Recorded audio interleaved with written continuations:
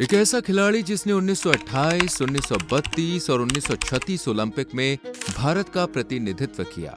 तीनों ही बार भारत ने ओलंपिक में गोल्ड मेडल जीता। एक ऐसा जाबाज हॉकी का प्लेयर जिसका फैन खुद हिटलर भी हुआ करता था। ये कौन सा खिलाड़ी था जिसने भारत को मैच में दूसरे देशों के सामने झुकने नहीं दिया? क्यों चांद को देखकर इन्हें एक नया नाम दिया गया? कैसे 16 साल की उम्र में ये आर्मी में ज्वाइन हो गए? पूरी जिंदगी भारत को जिताने वाला ये महान खिलाड़ी कैसे अपनी जिंदगी से हार गया और जिंदगी ने एक दर्दनाक मौत दी? चलिए जानते हैं। दोस्तों, अगर आप अभी नहीं समझे और पहचाने तो हम बता दें, हम बात कर रहे हैं हॉकी के जादूगर कहे जाने वाले मेजर ध्यानचंद के बारे में, जिनकी हॉकी में ऐसी मजबूत पकड़ थी कि बड़े बड़े महानायक से लेकर आम जनता तक उनकी दीवानी थी। जब भी मेजर ध्यानचंद मैदान में उतरते तो जीत खुद चलकर इनके कदमों में आ करती थी। इनका हॉकी पकड़ने का स्टाइल कुछ ऐसा था कि बॉल इनकी हॉकी से कहीं दूर जाने के बजाय बिल्कुल हॉकी से चिपकी रहती थी, जिसे देखकर अक्सर इनके ओपोनेंट के दिमाग में शक का कीड़ा कुलबुलाता था कि कहीं मेजर ध्यानचंद ने हॉकी में चुंबक तो नहीं लगा रखा। ऐसे ही एक बार ये हॉलैंड में मैच खेल रहे थे, लेकिन यहाँ भी हॉकी और गेंद के तालमेल को देखकर इन पर शक किया गया और चुंबक देखने के चक्कर में इनकी स्टिक को भी तोड़ दिया गया, लेकिन इनकी स्टिक में कोई चुंबक नहीं निकला। ये देखकर सब समझ गए कि मेजर ध्यानचंद के हाथों में वो जादू है जो इन्हें एक माहिर खिलाड़ी कहने पर मजबूर करता है। दुनिया को माहिर हॉकी प्लेयर देने का श्रेय जाता है उत्तर प्रदेश को, क्योंकि 29 अगस्त साल 1905 को उत्तर प्रदेश के इलाहाबाद में एक बच्चे की किलकारी से घर गूंज उठा और आगे चलकर भारत सहित पूरी दुनिया में इस बच्चे के लिए तालियों और तारीफों की गूंज सुनाई दी। और इस इतिहास रच देने वाले बच्चे का नाम था मेजर ध्यान सिंह। ये एक राजपूत परिवार से ताल्लुक रखते थे। इनके पिताजी का नाम था समेश्वर दत्त सिंह, जो कि ब्रिटिश इंडियन आर्मी में एक सूबेदार की नौकरी किया करते थे। वहीं इनकी मां शारदा सिंह अपने बच्चों और घर की जिम्मेदारी संभाला करती थी। इनके टोटल 3 बच्चे थे। एक थे ध्यानचंद और वहीं 2 बच्चों के नाम थे मूल सिंह और रूप सिंह। रूप सिंह भी अपने भाई ध्यानचंद की तरह एक माहिर हॉकी प्लेयर थे। ध्यानचंद को आज हॉकी का जादूगर बुलाया जाता है, लेकिन आपको जान के हैरानी होगी कि ध्यानचंद का तो हॉकी से कोई लगाव ही नहीं था, बल्कि उन्होंने तो कुछ और ही बनने के सपने और अरमान सजा रखे थे। लेकिन फिर कुछ ऐसा हुआ कि उनके सपने चकनाचूर हो गए। तो आखिर ध्यानचंद ने क्या बनने का, क्या कर दिखाने का सपना देखा था? इसके बारे में जानने से पहले अगर आपने हमारी वीडियो को अभी तक लाइक नहीं किया और चैनल को सब्सक्राइब नहीं किया तो जल्दी से कर लीजिए। दरअसल शुरू में मेजर ध्यानचंद ने कभी सोचा नहीं था कि वो एक हॉकी प्लेयर बनकर देश का नाम रोशन करेंगे, बल्कि वो तो रेसलिंग से बड़ा प्यार करते थे और चाहते थे कि वो बड़े होकर एक अच्छे रेसलर बने। लेकिन वक्त और किस्मत ने तो पहले ही इनके भविष्य की नींव रख दी थी, इसलिए ध्यानचंद का ये सपना सिर्फ सपना ही बन के रह गया। ध्यानचंद की पढ़ाई भी कुछ खास नहीं रही, क्योंकि इनके पिताजी समेश्वर आर्मी से जुड़े हुए थे और इसलिए आए दिन उनका तबादला एक जगह से दूसरी जगह हुआ करता था। ऐसे में उनका पूरा परिवार इनके साथ जगह जगह जाता और एक जगह स्कूल में पढ़ाई पूरी नहीं हो पाती। शुरुआती पढ़ाई कुछ खास न होने की वजह से ध्यानचंद ने आगे पढ़ने से मना कर दिया और सिर्फ 6th क्लास तक ही इन्होंने पढ़ाई की। अब जैसे जैसे वक्त बीता, इनके अंदर भी अपने दोस्तों को देखकर हॉकी खेलने का जुनून और शौक बढ़ने लगा। इसलिए ये अपने दोस्तों के साथ गली मोहल्लों में हाथ में हॉकी लिए अपनी जादूगरी दिखाते थे। शुरुआत में इनके पास खेलने के लिए कोई भी हॉकी स्टिक नहीं थी, इसलिए ध्यानचंद ने पेड़ की डाली तोड़कर उससे अपने लिए एक स्टिक बनाई और पुराने कपड़ों से बॉल बनाकर उससे खेला करते थे। जब ध्यानचंद 14 साल के थे तो इनके पिता इन्हें अपने साथ एक हॉकी मैच दिखाने के लिए लेकर यहाँ पर एक टीम 2 गोल से हार रही थी। ये देखकर ध्यानचंद को बिल्कुल भी अच्छा नहीं लगा और उन्होंने अपने पिताजी से कहा कि मुझे भी इस हारने वाली टीम के साथ खेलना है। हालांकि शुरुआत में तो इनके पिताजी को भी लगा कि ये क्या ही कर लेगा, लेकिन फिर इन्होंने ध्यानचंद की जिद को देखते हुए मैदान में उतरने के लिए हाँ कह दिया। यह आर्मी वालों का मैच था। ध्यानचंद ने जैसे ही मैदान में कदम रखा, कुछ ही देर में 4 गोल कर दिए। इतनी सी उम्र में बड़े बड़े खिलाड़ियों को टक्कर देने वाले इस बच्चे को देखकर आर्मी अफसर बहुत खुश हुए और इनके पिताजी से कहा कि तुम अपने बच्चे को आर्मी ज्वाइन कराओ।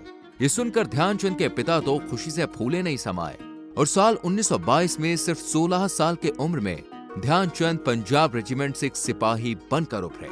हालांकि ये अब आर्मी से जुड़ चुके थे, लेकिन अपने हॉकी के शौक को भूल पाना बड़ा मुश्किल था और असल हॉकी के सफर की शुरुआत यहीं से हुई। ध्यानचंद ने आर्मी में रहते हुए हॉकी खेलना जारी रखा, बल्कि अब तो ये पहले से भी ज्यादा अच्छा खेलने लगे थे। सूबेदार मेजर भोले तिवारी जो ब्रह्मांड रेजिमेंट से थे, ये आर्मी में ध्यानचंद के मेंटोर बने और उन्हें हॉकी की पूरी ABCD अच्छे से समझाई और माहिर तरीके से खेलना भी सिखाया। जो कोई भी ध्यानचंद को हॉकी खेलता हुआ देखता, उन्हें यकीन हो जाता कि ये बच्चा एक दिन कुछ बड़ा करेगा।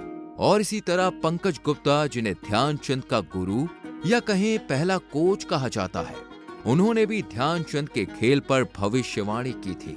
ये बच्चा एक दिन पूरी दुनिया में चांद की तरह चमकेगा और यहीं से ध्यानचंद को चंद नाम दिया गया और ये बन गए ध्यान सिंह से ध्यानचंद। इस नाम के मिलने के बाद तो दोस्त से लेकर घरवाले तक इन्हें ध्यानचंद नाम से ही बुलाने लगे थे।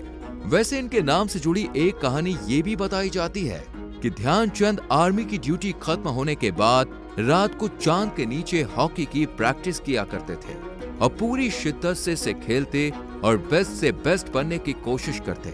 जब इनके करीबी दोस्तों ने इन्हें चांदनी रात में खेलते हुए देखा तो इन्होंने इन्हें चंद नाम दिया और इस तरह ये ध्यान सिंह से ध्यानचंद बन गए। अपने जुनून, लगन, मेहनत के चलते इन्होंने सेना की तरफ से कई मैचेस खेले और उन्हें अपने नाम भी किए और इस तरह धीरे धीरे इनकी सेना में भी तरक्की होती गई। लोग इन्हें पहचानते गए और इस तरह ये एक मामूली सिपाही से मेजर के पद पर तैनात हो गए। साल 1926 ये ध्यानचंद के लिए काफी लकी साबित हुआ, क्योंकि इसी साल मेजर ध्यानचंद को इंटरनेशनल मैच में उतारा गया था और न्यूजीलैंड में होने वाले टूर्नामेंट में ध्यानचंद का भी सिलेक्शन हुआ था। इस मैच में भारतीय टीम ने करीब 20 गोल किए थे, जिनमें से 10 गोल करने वाले अकेले ध्यानचंद ही थे। इस टूर्नामेंट में भारत ने करीब 21 मैचेस खेले थे, जिनमें से 3 मैचेस में भारत को हार का सामना करना पड़ा। असल में हार नहीं, इन 3 मैचेस में सिर्फ भारत एक ही मैच हारा था, जबकि 2 मैचेस तो ड्रॉ हो गए थे। लेकिन 18 मैचेस जीतकर भारतीय टीम ने भारत का नाम रोशन कर दिया। इस पूरे टूर्नामेंट में भारतीय टीम ने टोटल 192 गोल बनाए थे, जिसमें से 100 गोल करने वाले थे ध्यानचंद। पहले ही मैच में इन्होंने इतना शानदार खेला था कि हर कोई इनकी तारीफ करने पर मजबूर हो गया था। इसके बाद ध्यानचंद को कई मैचेस खेलने का मौका मिला। जैसे 1927 में फोल्कस्टोन फेस्टिवल में भारत ने 10 मैचेस में 72 गोल बनाए थे, जिसमें से ध्यानचंद ने अपने नाम किए थे टोटल 36 गोल। इसके बाद साल 1932 में मैच हुआ, जिसमें हंगरी, अमेरिका और जापान जैसे देशों ने भी हिस्सा लिया था और भारत ने बर्लिन के इस ओलंपिक में इन तीनों ही टीमों को हराया था और फिर सेमीफाइनल में फ्रांस को भी 10 गोल से मात देकर हार का स्वाद चखाया था और फिर फाइनल में मुकाबला हुआ भारत और जर्मनी के बीच। इस फाइनल मैच में इंटरवल तक भारत ने सिर्फ 1 गोल ही अपने नाम किया था। ये देखकर ध्यानचंद को काफी बुरा लगा और फिर इंटरवल के बाद वो फुल जोश के साथ मैदान में जूते उतार के नंगे पांव अपने गेम को खेले और जीत हुई सिर्फ और सिर्फ भारत की, क्योंकि जहां ध्यानचंद जैसा नायाब खिलाड़ी हो, वह टीम की हार कैसे हो सकती है। इस मैच के लिए भारत को स्वर्ण पदक भी दिया गया था। आपको बता दें कि जर्मनी और भारत के बीच जब इस मैच के बारे में लोगों ने सुना तो बर्लिन के हॉकी स्टेडियम में ऐसी भीड़ उमड़ पड़ी कि शायद ही उस वक्त किसी स्टेडियम में देखी गई, क्योंकि भारत का मुकाबला जर्मन के तानाशाह हिटलर की टीम से होने वाला था। ये मैच बहुत ही यादगार था। 40,000 लोगों के साथ बड़ौदा के महाराज और भोपाल की बेगम भी खुद को स्टेडियम में जाने से रोक नहीं पाई थी। शुरू में तो जर्मनी टीम ने भारत को अपनी चालों में उलझा कर रखा, लेकिन जब हाफ टाइम के बाद नंगे पांव ध्यानचंद मैदान में उतरे तो बस इनका जज्बा देखकर समझ गए सब कि यह मैच तो भारत ही अपने नाम करने वाला है। और हुआ भी ऐसा। ध्यानचंद के लाजवाब खेल को देखकर खुद हिटलर भी इनके लिए खड़ा हो गया। हिटलर को ध्यानचंद का खेल और जज्बा इतना पसंद आया था कि हिटलर ने ध्यानचंद को सैल्यूट किया था। साथ ही जर्मन सेना ज्वाइन करने का भी ऑफर दे डाला। ये ऑफर सुनने के बाद पुरस्कार मिलने के वक्त तक ध्यानचंद शांत रहे और उन्होंने हिटलर को कोई जवाब नहीं दिया। ध्यानचंद के साथ साथ पूरे स्टेडियम में भी शांति छा गई, क्योंकि सभी को इस बात का डर सता रहा था कि अगर ध्यानचंद ने हिटलर के ऑफर को ठुकरा दिया तो कहीं जर्मनी का ये तानाशाह इन्हें गोली न मार दे। लेकिन ध्यानचंद भी कहां झुकने वालों में से थे। इन्होंने हिटलर को आंखें बंद कर तेज आवाज में एक भारतीय सैनिक की तरह जवाब दिया कि भारत टिकाऊ नहीं है। ये जवाब सुनकर पूरा स्टेडियम एकदम शांत हो गया और साथ ही हैरान भी कि अब क्या होगा। लेकिन हिटलर ने इन्हें कोई सजा या कुछ गलत कहने के बजाय ध्यानचंद से हाथ मिलाया और इन्हें सैल्यूट भी किया और कहा कि जर्मन राष्ट्र आपको अपने देश भारत और राष्ट्रवाद के लिए सैल्यूट करता है। हिटलर ने ही इनके खेल और जज्बे को देखकर इन्हें हॉकी का जादूगर नाम दिया था और कहा था कि ऐसे खिलाड़ी सदियों में एक बार ही पैदा होते हैं। इस मैच के बाद तो जैसे ध्यानचंद के हाथों में जादू आ गया था। वो इतनी अच्छी तरह हॉकी खेलने लगे थे कि जैसे ये बहुत ही आसान हो। साल 1948 तक ध्यानचंद ने इंटरनेशनल हॉकी मैच खेलना जारी रखा, लेकिन फिर बढ़ती उम्र के साथ उनकी हिम्मत भी साथ छोड़ती गई और उन्होंने 42 साल की उम्र में रिटायरमेंट ले लिया। भले ही इन्होंने इंटरनेशनल मैचेस से दूरी बनाई थी, लेकिन अब भी ये आर्मी में होने वाले हॉकी मैचेस को खेला करते थे और साल 1956 तक इन्होंने हॉकी स्टिक को अपने हाथों में थामे रखा था। लेकिन फिर इन्हें एक ऐसी बीमारी ने जकड़ लिया कि यह हंसता खेलता चेहरा किसी गुलाब की पंखुड़ी की तरह मुरझाता चला गया। हॉकी के जादूगर के रूप में अपनी पहचान बनाने वाले ध्यानचंद ने भारत को हॉकी में 3 ओलंपिक मेडल्स जिताए हैं, लेकिन अपने आखिरी वक्त में ये अपनी जिंदगी से हार गए। दरअसल ध्यानचंद को लिवर कैंसर हो गया था और साल 1979 में दिल्ली के एम्स हॉस्पिटल में लिवर के कैंसर से जूझते हुए इन्होंने आखिरी सांस ली और दुनिया को अलविदा कह दिया। भले ही आज ये हमारे बीच में नहीं है, लेकिन इनके चाहने वाले हर साल 29 अगस्त को इन्हें याद करते हैं और ध्यानचंद की जयंती पर एक दिन खेल दिवस मनाया जाता है। ध्यानचंद वो बेमिसाल खिलाड़ी थे जिन्होंने 1928 में एम्स्टर्डम में हुए ओलंपिक खेलों में भारत की तरफ से सबसे ज्यादा गोल किए थे और इनके खेल की तारीफ करते हुए एक अखबार में लिखा गया था कि यह हॉकी नहीं बल्कि जादू था और ध्यानचंद वाकई में एक हॉकी के जादूगर है। इनकी निजी जिंदगी की तरफ रुख करें तो ध्यानचंद की शादी जानकी देवी से हुई थी, जिनसे इन्हें 4 बेटे हुए थे, जिनके नाम थे बृजमोहन सिंह, सोहन सिंह, राजकुमार सिंह और अशोक सिंह। इनके एक बेटे अशोक सिंह अपने पिता की तरह हॉकी के महान खिलाड़ी थे।